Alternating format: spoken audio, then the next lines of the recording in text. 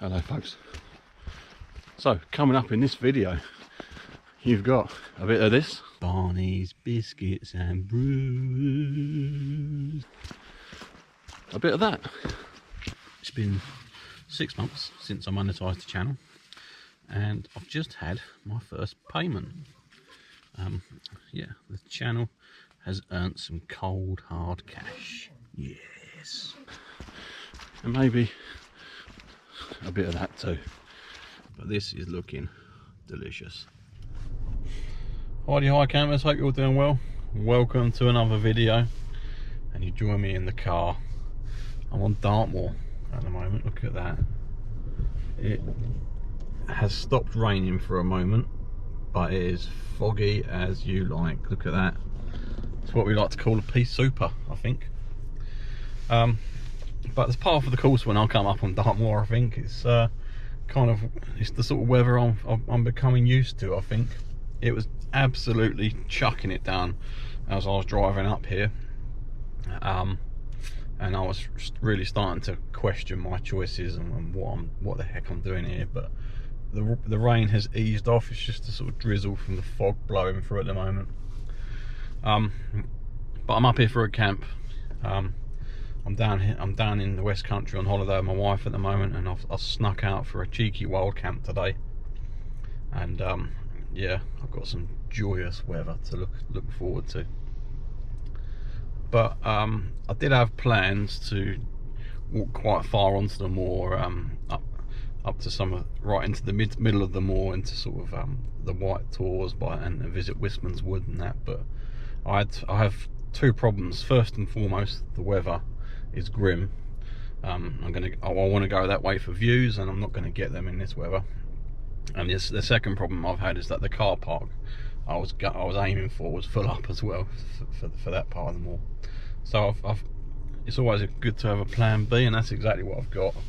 I'm visiting another tour that I've not visited before. It's called Kings Tor.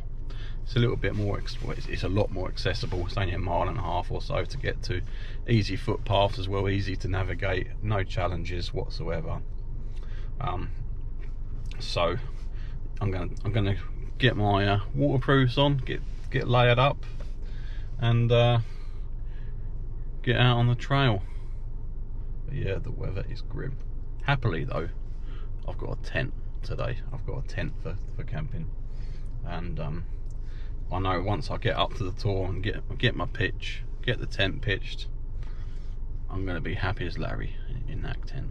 So I just need a little window of an hour or so just to get sorted, and all will be good. But I'll bring you along. Bye for now. Blah, look at that. So I just thought I'd go old school, folks, and show you the map of where I am, because this is the map of Dartmoor. You got Princetown just there, which is right in the middle of the moor, and I have camped. Well, I've parked here, excuse me, where there's piers, and I'm camping. The tour is just on the edge of the map here where my finger is. So I'm going to walk down this path here towards Kings Tor, and then take a rail track towards Kings Tor. That's the plan. Yeah, it's about 1.5 miles, I think. Should be easy going. It's only 380 metres up the tour, so it's not as high as some of the others. But I was going to go out here to two bridges. Where are we? There we go. 2 bridges. I was going to park there and walk up the side of this river here to visit Wisman's Wood, and then up here towards High White Tor and Lower White Tor. That was my destination, but it's a long walk. It's about 3 miles or even more, I think, and it would have been quite grim going in these conditions. Hey ho, next time perhaps. Here we go, folks. This is going to be a wet and miserable walk. But hey ho, it'll be worth it, I'm sure.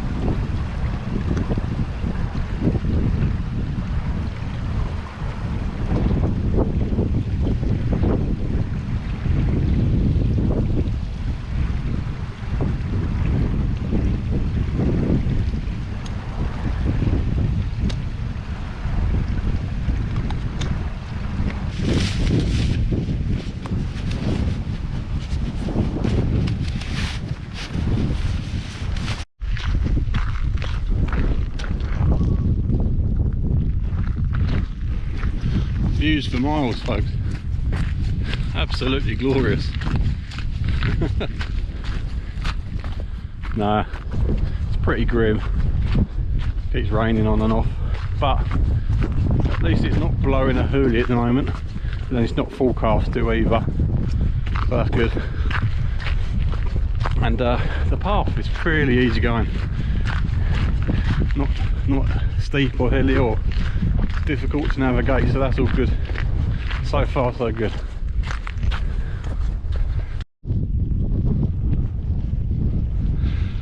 There'll be Kings Tor, folks. I've only gone and found it.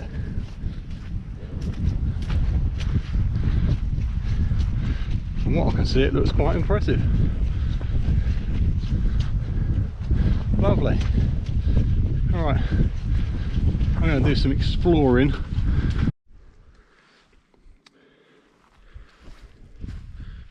Hi folks, so been wandering around the Tor for a good 20 minutes or so, just scouting around, and I think I've found this pitch here which I'm going to set up at. It's in a sheltered spot from the mist that's blowing through.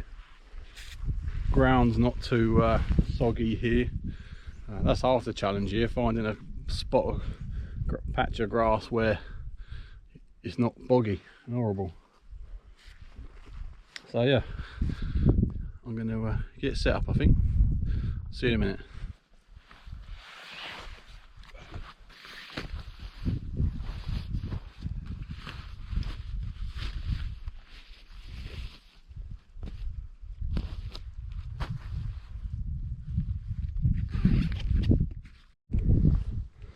There we go, folks. OEX Bobcat 1 pitched. Slots into that space quite nicely. Got all the guy lines out.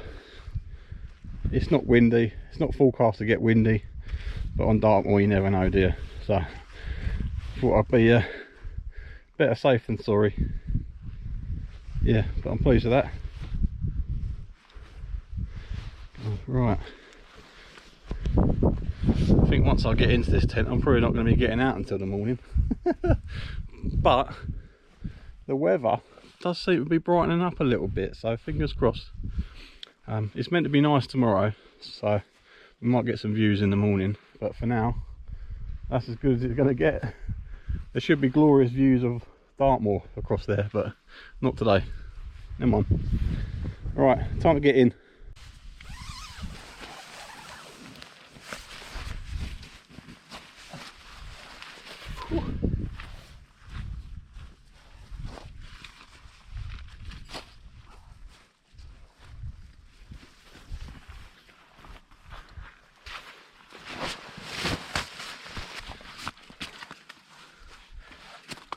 So I brought a chair with me for this camp, folks, and I think I'll be glad of it. Oh.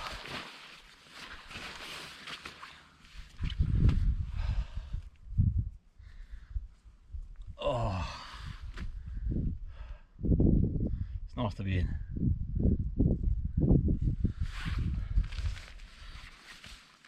Right. Gonna make camp a bit more comfortable, and I'll bring you back, I think.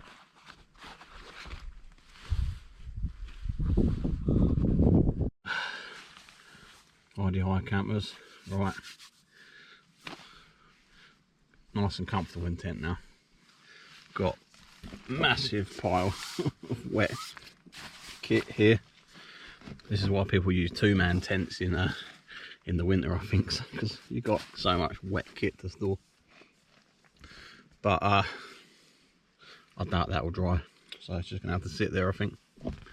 But I love the way that you can organise the doors on this tent. So I've got it shut up there with the porch area, and then got a little window to the outdoors here, so I can still sit here in me chair, be comfortable, and enjoy the outdoors. So I'm going to kick back and relax for a bit. It's still early, it's only 12:30, so I've got plenty of time, and then I'll think about getting a brew on, I think. Yeah, But it's nice to be in the tent. It's a nice feeling to get out of the nasty weather. And even though it wasn't heaving it down, chucking it down with rain or blowing a hoolie, that drizzly, horrible, misty fog that's out there is just grim. You don't know where you're going, you can't see where you're going, and you can't escape that drizzle either. It's horrible.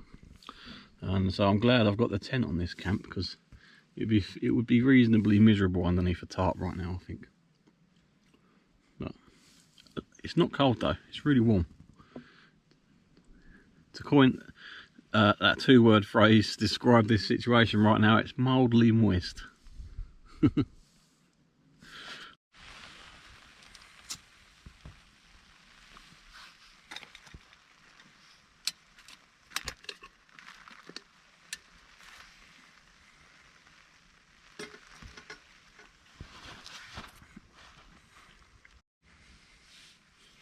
Hi folks, so just got a brew on.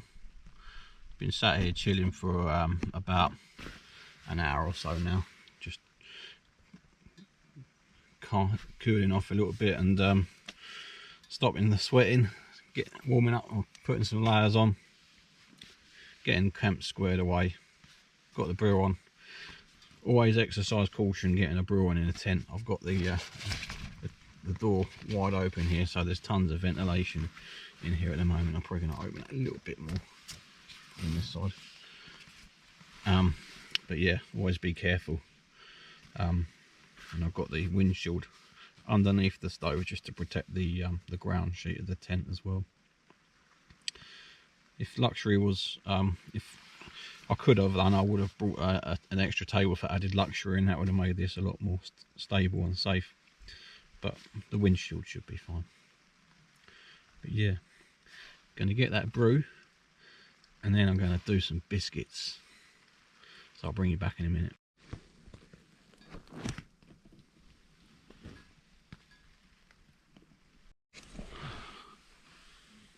Looks like I've got some neighbours tonight, folks.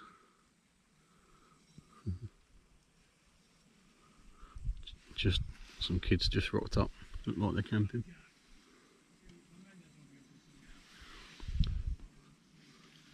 That'll be nice.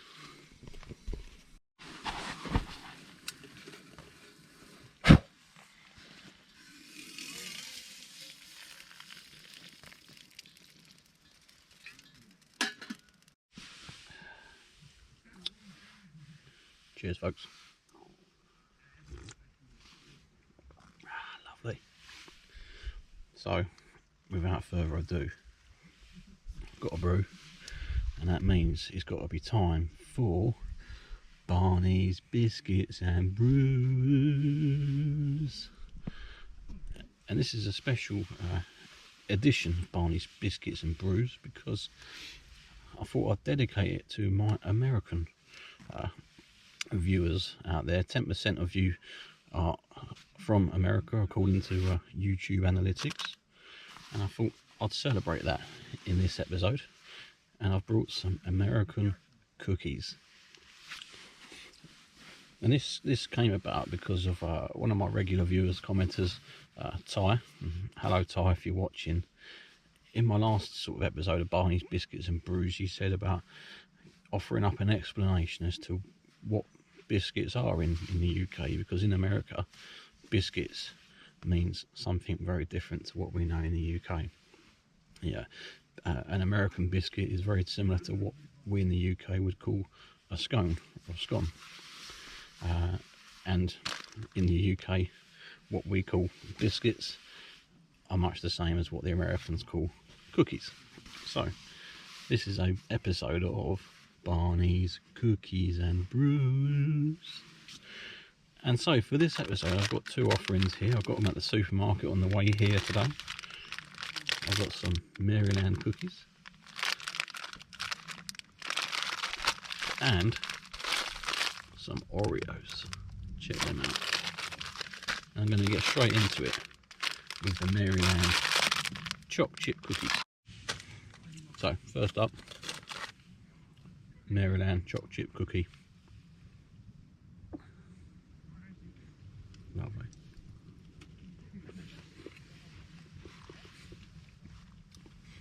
Nice. Very nice. And give them a good dunk as well. I don't mind. A few seconds.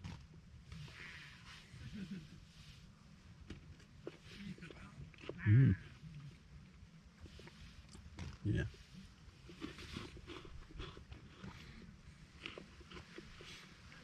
They're really nice. Get a lot nice bits of melted chocolate in amongst the cookie. And yeah, quite a durable dunker as well. So Oreos next.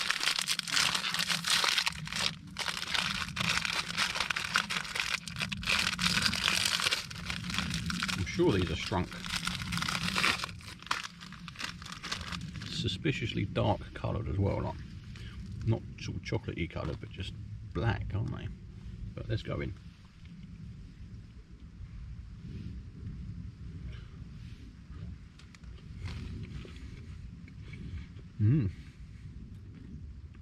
Quite a lot sweeter. Let's go for one more. Not as durable as the Maryland cookie.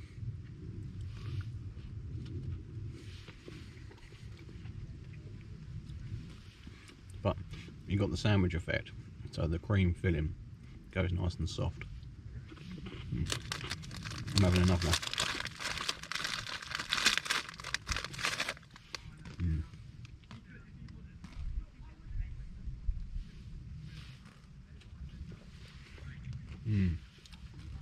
They're nice.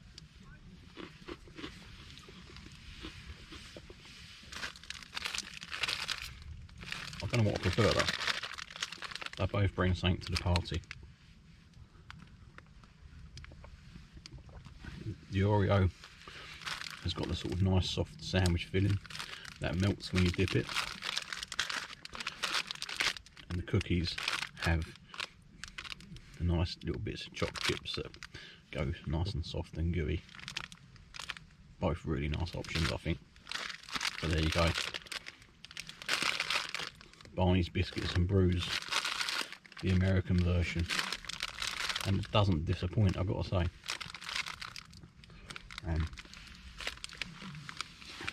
Sorry, I'm a little bit distracted because I've got some neighbours over there, I think, which is a bit worrying. But yeah, really enjoyed those biscuits, folks. Very tasty. Are they Hall of Famers? Oh, I don't know. But I think they're very close. I think they're very close. That's a lovely cup of tea.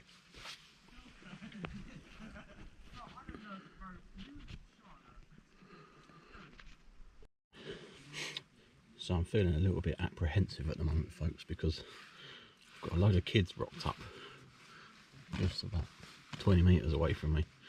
There's a group of 4 over there, and I've heard another couple of lads nearby as well who are part of their gang. And it looks like they're going to be camping up here tonight, so a little bit annoying, I won't lie, because it's a Monday night. I thought Mondays that'd be a safe bet for having a nice quiet night on the moor, but I forget it's school holidays, isn't it, in the UK at the moment, and yeah, the kids have got free rein, so they look like they're of school age. So God knows what's going to happen tonight, but I'm not moving. I'm pitched here for the night. The rain's still on, so I don't want to pack up and go elsewhere. So we'll see what happens. Everyone's entitled to camp up here. You know, you're legally allowed to be here. So everyone's free to crack on, I suppose. But detracts a little bit from the enjoyment when you have to share these moments with other people. You like to have the place to yourself, don't you? Selfish, I know, but it is what it is. Never mind.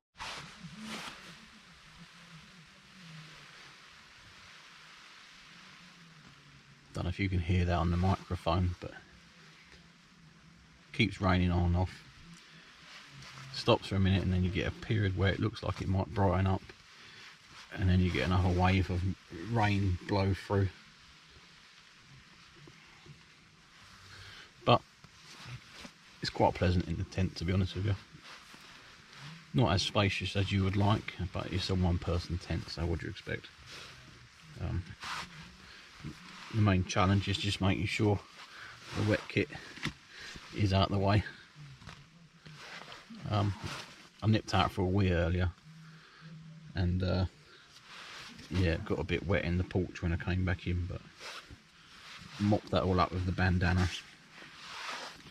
Wearing the smock because I want to try and get this dry for the morning, and I think the only way I'm going to get this dry is through my body heat.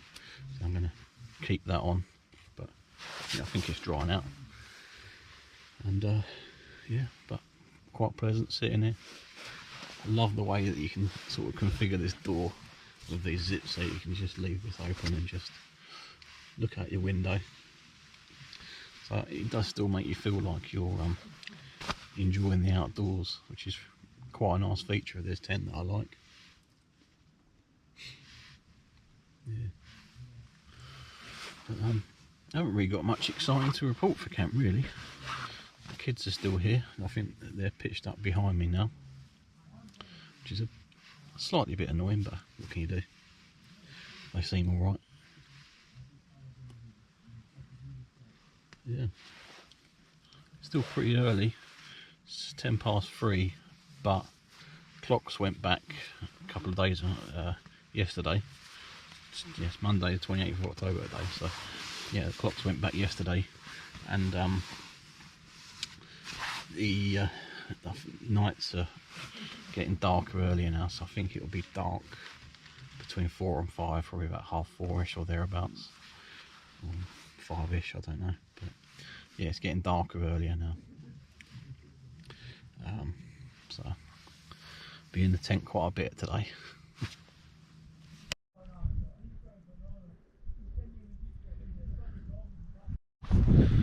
Thought I'd bring you outside whilst there's a bit of a break in the weather. Get some content whilst I'm outside of the tent. Yeah, tent's just there. Really pleased with that tent. It's the first time I've used it in sort of wet weather conditions, and yeah, brilliant. My neighbours are set up behind me.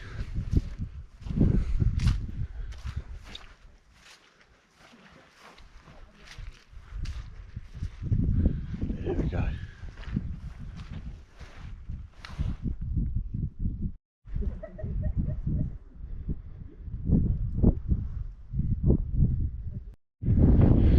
Just up at the that's the summit there. Look at this little grassy spot. It'd be great for a bivvy.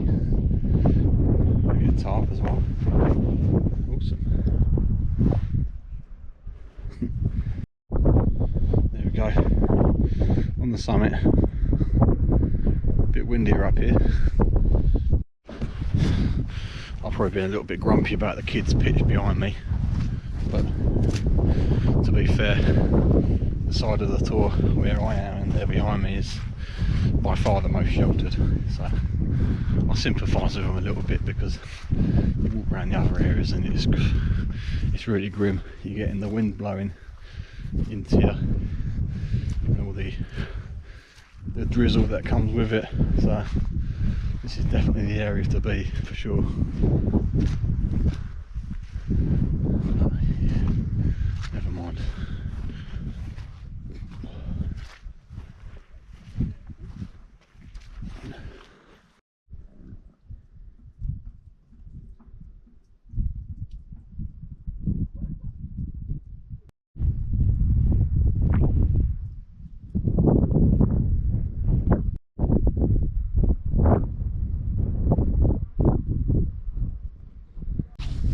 That's enough filming outside here now, getting wet.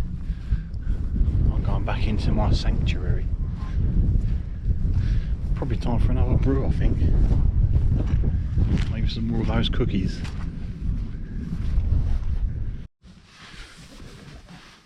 I'm not ashamed to admit, folks, that when it comes to wet weather tenting, I'm not all that experienced at it.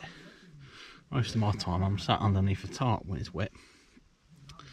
But in the tent, you really do need some kind of a towel. At the moment I've got 2 bandanas. This is my sort of wet one. This is mostly dry. And I'm using this to mop down the vestibule floor, because my boots are in here, as is some of my other wet stuff, and I want to try and keep it dry. So yeah, a microfiber towel would be much better than this thing. Yeah. So, lesson learned. Boring fact, I know. Hello, folks. Time for another brew. I think this weather is in for the night now. I don't just check the forecast, and it's sort of set to be pretty grey and miserable through the night, I think.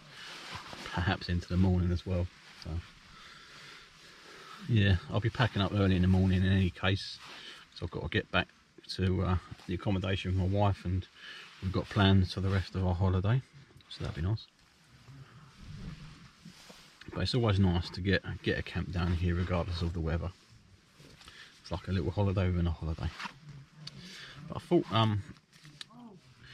whilst I'm sat here hunkering down in the tent, it was an opportune moment to talk to you a bit about YouTube analytics, because back in March I put out a video celebrating 1,000 subscribers and the fact that I'm monetizing the channel and turning this channel into a charitable endeavor, where every single penny that this channel generates is going to charity. And that charity is the Royal Marsden Cancer Charity in London. The hospital there has been taking great care of my brother for many years now. And on that note, I thought I'd give you a bit of an update on that and tell you where things are going.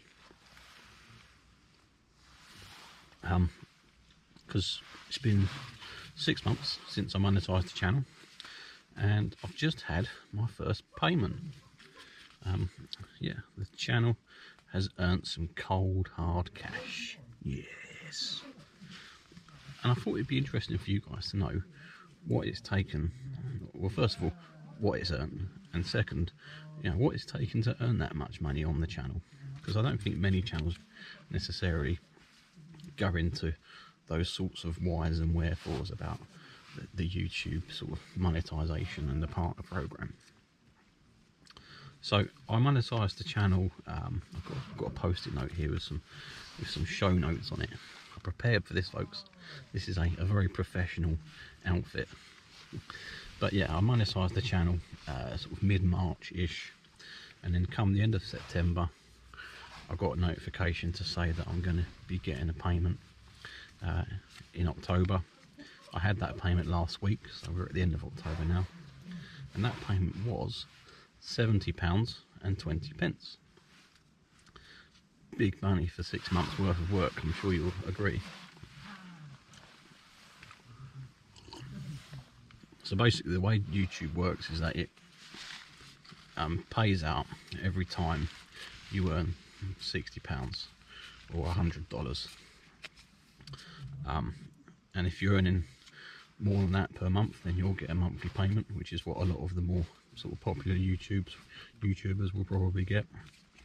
But for me, smaller channel, smaller viewing figures, it takes a bit longer to generate that sort of income. But some of you might wonder, what has it taken to sort of get to £70.20? And I've got some basic stats here to sort of go through that. And first and foremost, during that period I've uploaded 12 videos, mostly camps with a few bimbles and bike rides thrown in for good measure. And across my channel in that time period I've had 22,654 views and 3,284 hours of watch time, which are numbers that I'm quite proud of personally. For a channel my size, I still I said it back in March and I'll say it again now, I think that my channel is really punching above its weight in terms of the sort of viewing figures it gets. So that £70.20 was paid into my account, you know, last week. On the same day, I paid it straight out to the Just Giving page that I set up, the link to which is down below in the description. And so that's gone into the sort of the fundraising pile straight away. So I'll pop a photograph up on the screen just so you can see that for yourselves. And yeah, earnings on the Just Giving page I think are at £175 now, because as well as the YouTube sort of ad revenue, some of you have kindly donated to the Just Giving page, and in return for donations I've been sending out stickers and tea bags to you guys who have shared your addresses with me. If you still want to get yourself a sticker, I'll show you one now. If you still want to get yourself a sticker, then you're still very welcome to do so. They look like this.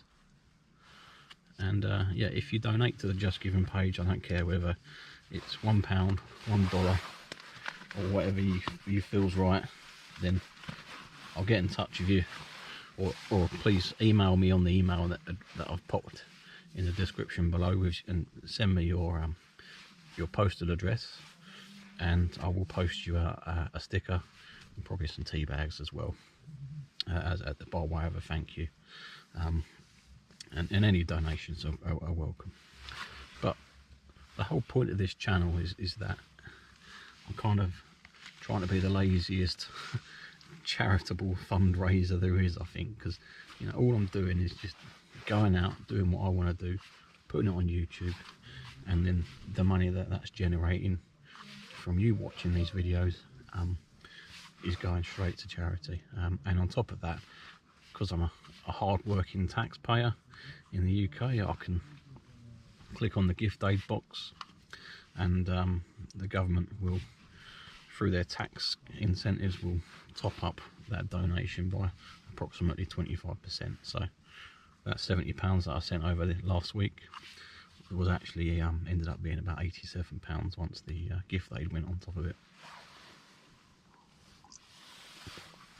So yeah, really pleased to have gotten my first payout, and I'll update you again when I get the next payment sent through.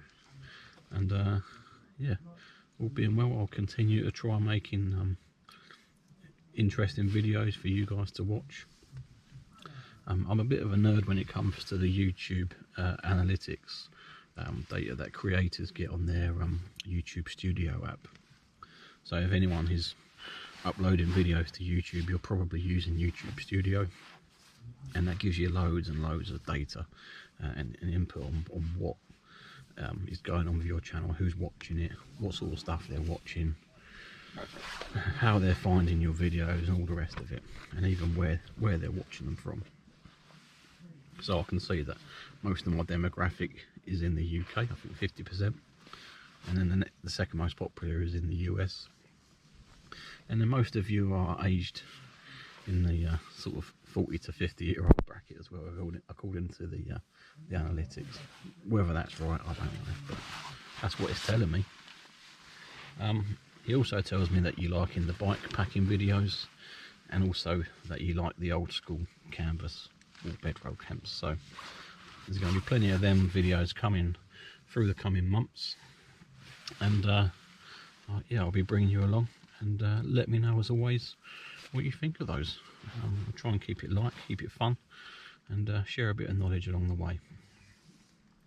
So yeah, got videos coming thick and fast throughout the remainder of this year now. I've got this camp that I'll be uploading next, which will be probably the day after, well, probably tomorrow actually. I'll probably get this video uploaded when I get back to where I'm staying. So I brought my laptop down with me to edit it. And I'm back out again in a couple of weeks with a few fellas, and then early December got a special camp. I've actually had a product sent to me, which I'm playing around with at the moment. I get loads and loads of people offering me, well, not loads, I've had a few people offering me stuff to try out, flashlights and whatnot, and I've rejected them. I've not been interested in that, but I've had one offer recently that sort of caught my attention, which I've said yes to, and that's with me now, and I'll be putting a video up about that probably in December, yeah, I'll give you a bit of a show and tell, not a review, because I don't really do, I'm not into reviews, but I'm just going to bring you some videos where I'm using the item that I've been sent. And yeah, let me know as always what you think, and thanks again for continuing to check out the videos and engage in the comments. It's all really appreciated.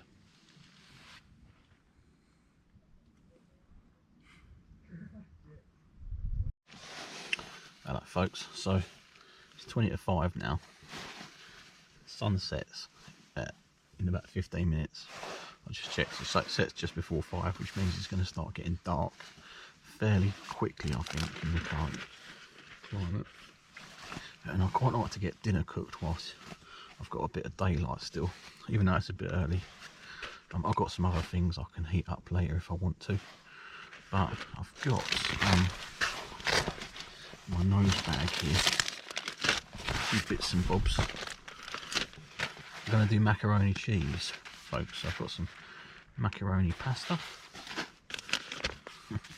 some cheese, and all the ingredients I need to make a sort of macaroni sauce: some flour, some butter,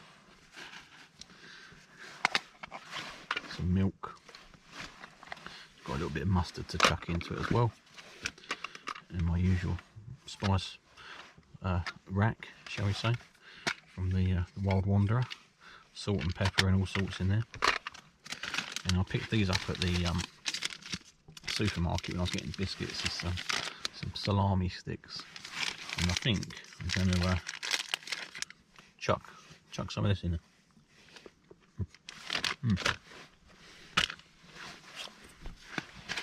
So first things first, I'm going to heat up the pasta, get that cooked, then I'll make the sauce. Nice and simple.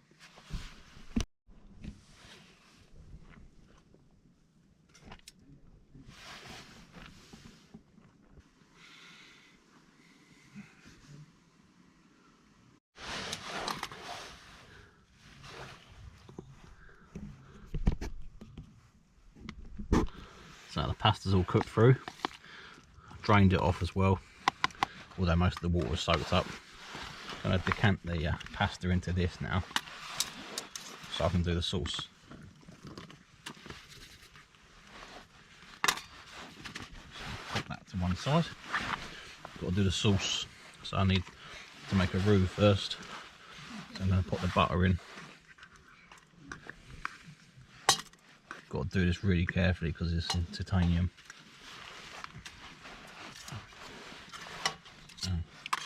Put my pot there. I shouldn't need no more fuel than that actually. Right, back in business. I'm going to move this around quite a bit in the pan, just because I don't want to burn the butter. Got to be super careful. That is melting quickly. And get the flour ready.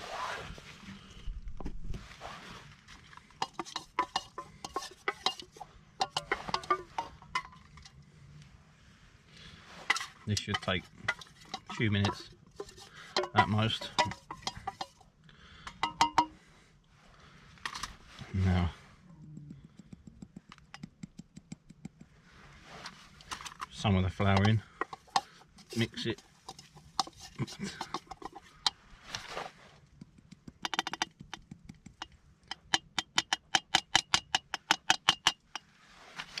A bit more.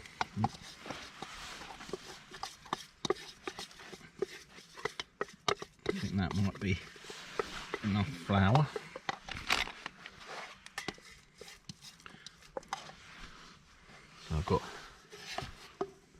a roux there basically. And now the milk goes in.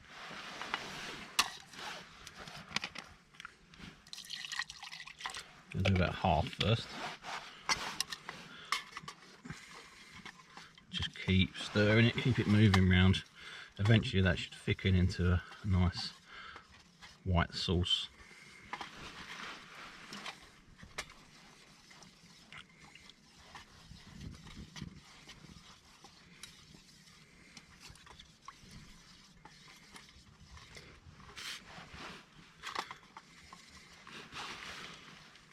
I'll bring you back when that thickens.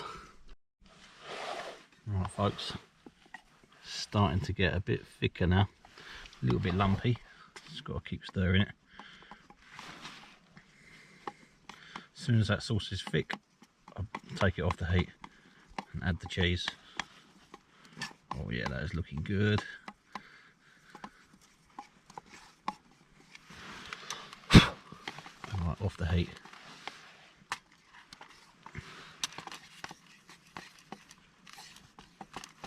Keep stirring it, you've got to work it. Now the fun stuff, which is grated cheese, grated cheddar. Probably not going to need all of this.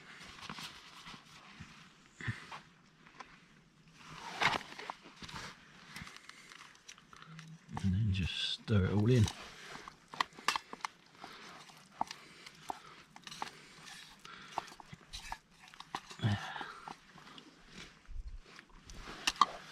Oh, that's good. That is good.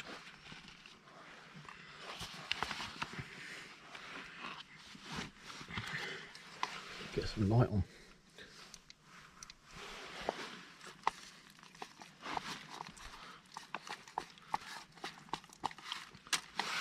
Bit of seasoning, bit of pepper, I think.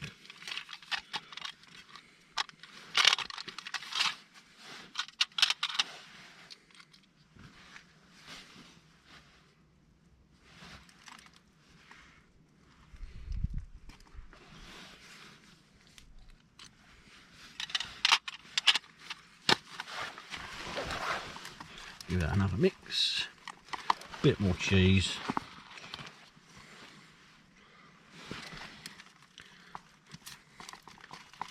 Now for the pasta.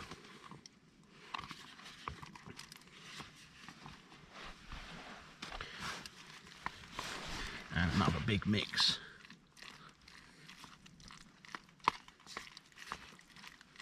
Oh, I think I've got that just right.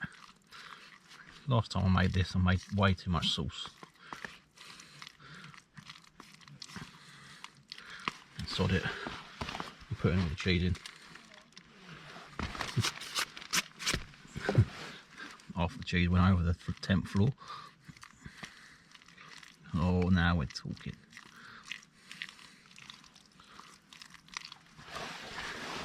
And the final ingredient, folks, bit of English mustard. This, in case anyone's interested, is Steve the Steak Detective's Monty's Magnificent Mustard that he sells. Delicious stuff.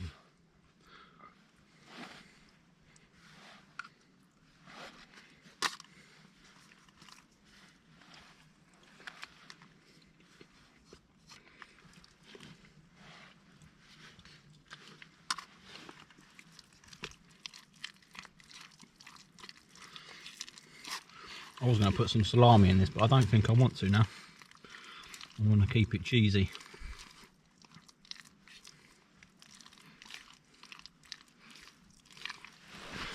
Look at that. Delicious.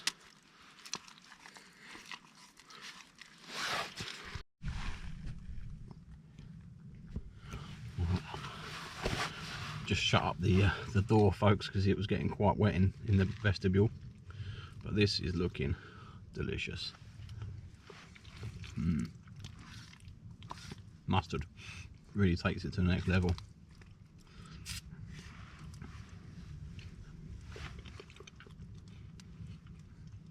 Such a simple dish, one pot wonder, and nice hot bowl of goodness to have on a cold, wet night. Well, that was delicious, folks. Took me a while to scrub the pan though, I won't lie.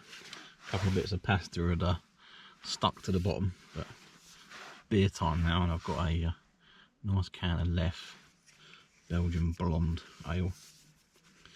Probably one of my all-time favourites, this one, I won't lie. And then after that I've got a stout, Imperial Stout by Vault City Brewing, and it's a chocolate and hazelnut stout. Bit of a punchy one, it's 12%. But that's what Imperial Stouts are. Imperial means big punchy flavours and strong. So always look out for that when you get an Imperial Stout. So I'm going to have that as a bit of a pudding after the left. Ooh, it's a lively one.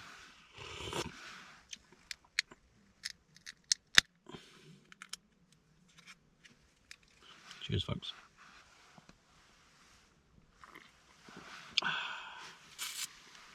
Wonderful, wonderful. Time to kick back. I've squared away camp now. The only thing I haven't done is get my sleeping bag out, but that's sat behind me ready to go. I'll get that rolled out when I get out of this jacket, because this is still a little bit damp, but it's dried out quite nicely actually. Quite pleased. Definitely worth sort of using your body heat to your advantage there, and really good. Re-waxed this smock the other week for the winter, and it's certainly not waterproof by any means, this smock, but it keeps a good shower off, and it does what you need it to do, and it works really well if you put a wall layer underneath it, because you've got like 2 lines of defence then.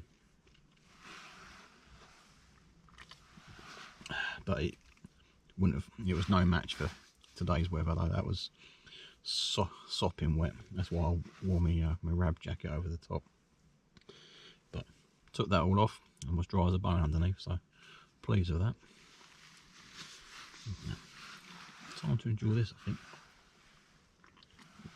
Might listen to a podcast or something. Did think to take my book. I'm reading a John le Carré novel at the moment. I quite like the John le Carré books, and but I was going to take it, but kind of ran out of space in my rucksack, so I had to be sacrificed. But never mind.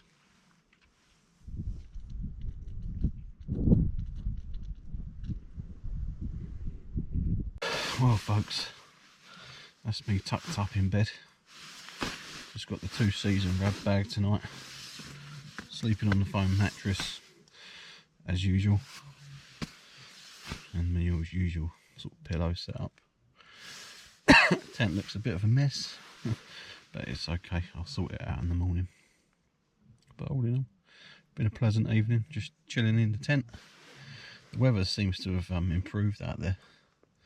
It's no longer raining or drizzling or whatever, so hopefully it might be nice in the morning, you never know. But I'm going to bed down for the night, and I'll see you in the morning. I'll be up bright and early. I think I want to be away for about 7 at first light, so I'll bring you back then when I'm getting a brew on probably.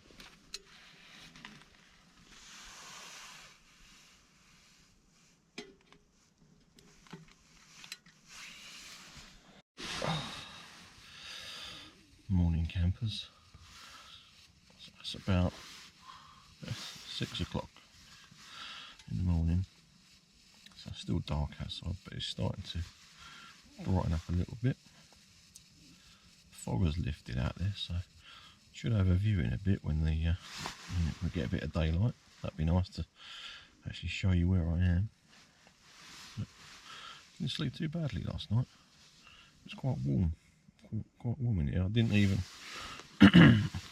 only zipped up this door sort of about halfway, and I left the main door kind of open at the top to make sure there's plenty of ventilation. And yeah, really warm, nice and comfortable, lovely. So just getting a cup of tea on the go now before I start packing up. I want to be away from here in an hour. I want to be gone by 7. Just as it's getting light then as well. But yeah, cup of tea first though, and I'll bring you along.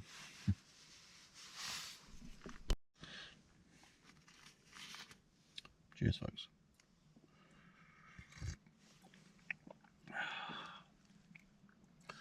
That's better.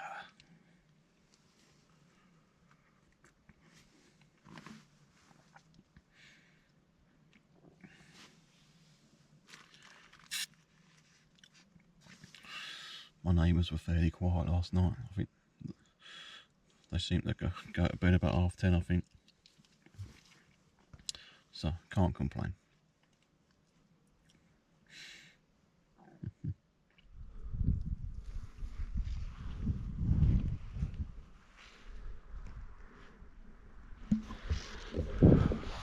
Well, folks, I said earlier that there was a bit of a view to be seen, but then as soon as I said that, the fog's rolled back in again. So, no view after all. But never mind. Still early. It's 25 to 7. I'm going to hang around a little bit for some daylight, and I'll be on my way.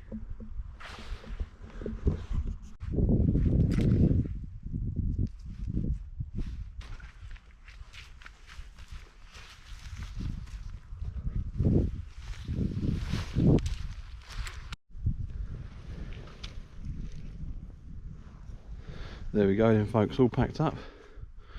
Left no trace as always. And I'm going to make my way off of this tour back to the car now, I think. What a grim camp. Yeah, miserable, absolutely miserable. But it was comfortable nonetheless, so fingers crossed next time I come here it'll be a better camp.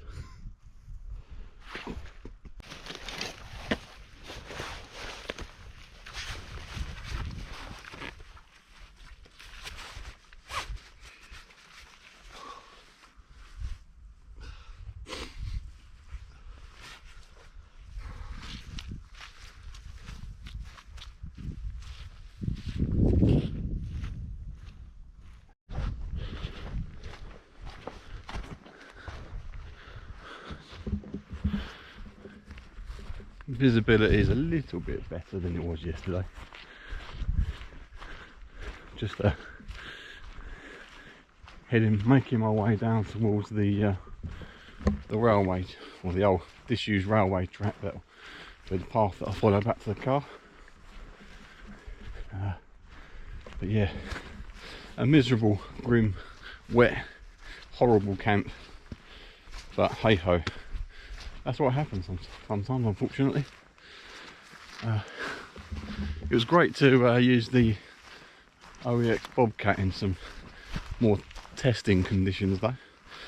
It was plenty comfortable enough in there, and because it's such a small tent it retains a lot of your warmth as well, I found. So yeah, certainly wasn't cold in there.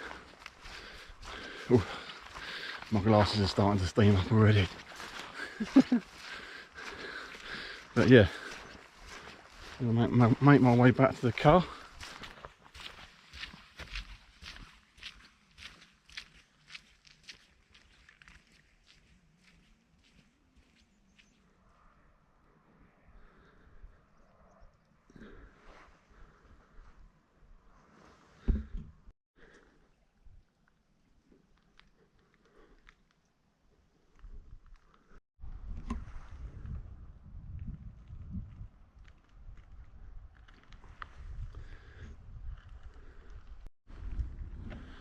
Well, there you go, folks. Would you credit it? I'm just a couple of hundred meters from my car, and the sky starts to clear. The blue skies emerge, and the weather looks glorious. And just on the middle there is Kings Tor, where I camped last night. Looking resplendent, wonderful. Shame it was at the end of the video, but nice to get a view nonetheless. So I'll leave the video there, folks, and bid you farewell. Thanks for watching, and I'll see you on the next one. Bye for now.